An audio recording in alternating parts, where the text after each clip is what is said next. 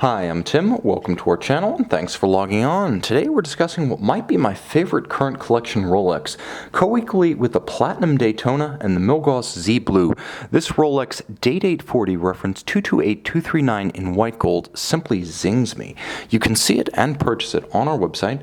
Subscribe to our YouTube channel if you enjoy these videos, and please click on the card in the upper right-hand corner of the screen at any time during this video to see our full sales listing for this watch and our entire collection of pre-owned Rolex timepieces with additional accessories included in the sale, high-resolution images for your desktop, and naturally complete prices for this and all of our pre-owned Rolex models. Now on my wrist, this watch fits perfectly, looks fantastic, and feels just as good.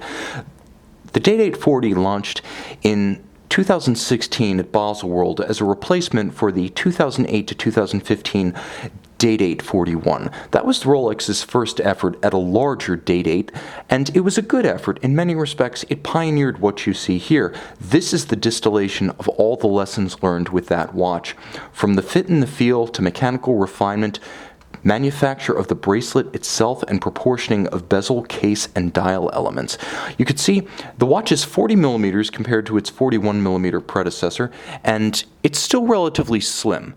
The timepiece is a very manageable height of 12 millimeters above the wrist in spite of the Day-Date and the automatic winding, with a generously sloped and fluted conical profile white gold bezel. It will easily slide underneath the dress cuff. Now, from lug to lug, the watch measures a very manageable 47.5 millimeters. Easy to wear across a small wrist. I would say you could wear this watch on a wrist as small as 13.5 centimeters in circumference, as long as your wrist is more oval than round in profile. If your wrist is round, you're going to want to have a wrist of about 14 to 14.5 before you wear this watch.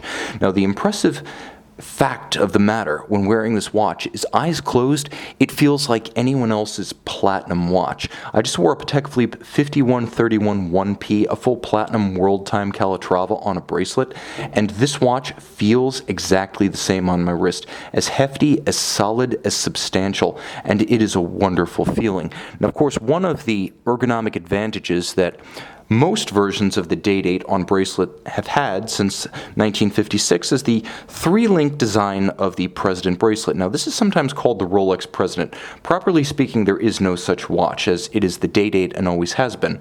It's been the presidential ownership base, sometimes president, sometimes a more infamous president for life, but power personalities have been driven to this watch historically, thus it's earned its nickname. Nevertheless, the bracelet truly is called the President. It's a three-link design that combines the best elements of the Jubilee 5-link dress bracelet with the 3-link Oyster sports bracelet, so it has the solidity of the 3 links rather than the many links moving independently that can create a little bit of a rattle.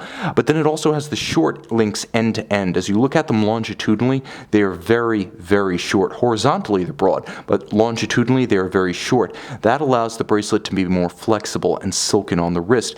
Now, what you can't see is important because, though pioneered in the Day-Date 41, the ceramic pins were only employed on the Platinum model. Now on the Day-Date 40, the white gold models, like you see here, also have this, as do the other gold models. The ceramic-coated pins prevent Rolex bracelet stretch. The stretch was never a product of the bracelet physically stretching like elastic, but rather the wear and tear on the pins that joined the links together. As the pins thinned out from use, the bracelet would have more play in it. It would have more bend. It would have more flexibility.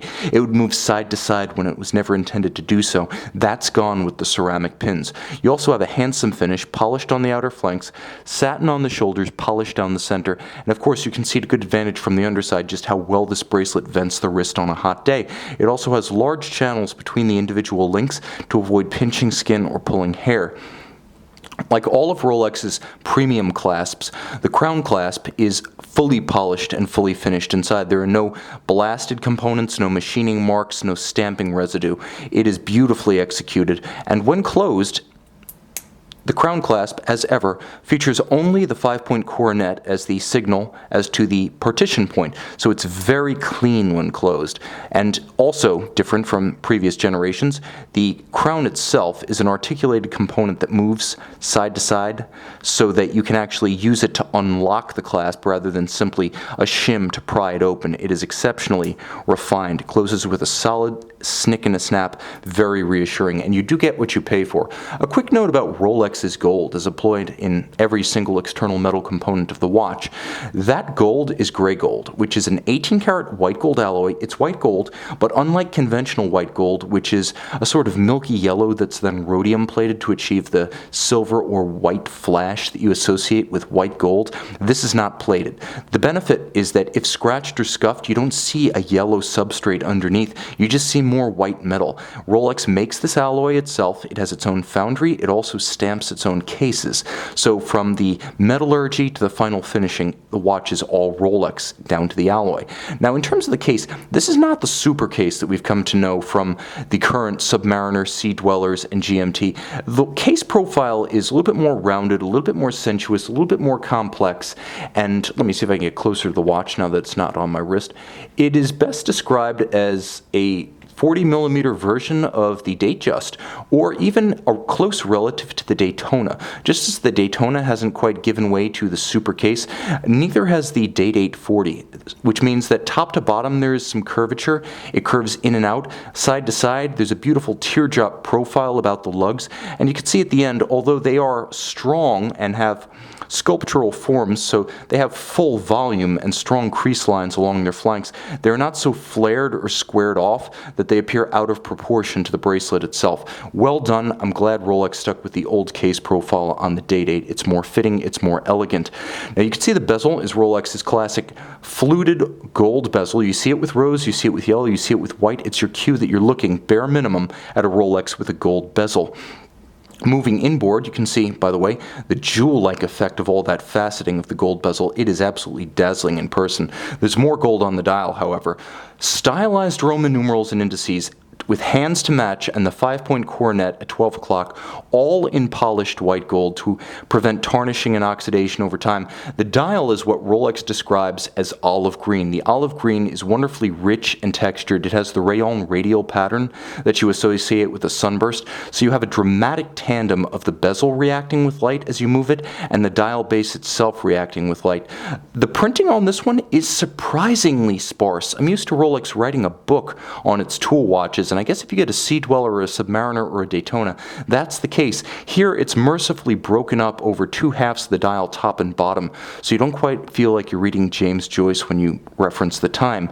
That said, the watch will tell you more than a typical Rolex, as it has both a day and a date and a quick set, so you can rapidly cycle both. It's a double quick set movement. It is more than that, however. Now I often get razzed for not showing the case back of watches without display backs, but you may as well know that you're getting a very large piece of nicely finished white gold that adds to the heft of the watch and ensures 100-meter water resistance along with the screw-down crown for the Rolex manufacturer caliber 3255. Now this was an innovation that came out in 2016 with the model. It improved on the previous caliber's 48-hour power reserve by bumping it up to 70 to 72.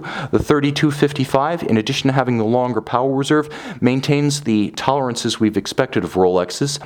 It has the superlative chronometer regulation standard, so it is a COSC certified chronometer. It is then cased up inside the watch, and as a fully cased up watch, it is regulated beyond COSC standards to no worse than -2 + 2 seconds per 24 hours. That's the superlative chronometer standard from Rolex.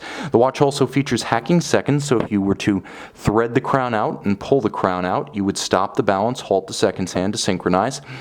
The movement features Rolex's proprietary Paraflex shock absorption system, as well as a dual-anchored balance bridge with a free-sprung balance. Those three features combining to make the watch very shock and vibration resistant.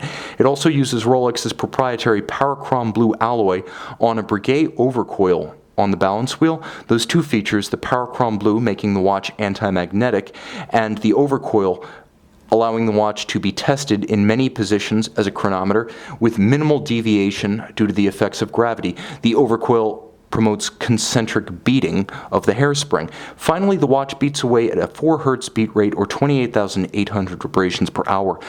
In every respect, this is an everyday watch. Perhaps the only thing that separates this from the true Rolex sports watches is the lack of a rotating bezel and the fact that the hands and the indices are not luminescent. In every other respect, though, with a full bracelet, 100-meter water resistance, and a rugged and precise chronometer-grade movement, this is an everyday complication from Rolex and an everyday companion. See it and make it yours on our website.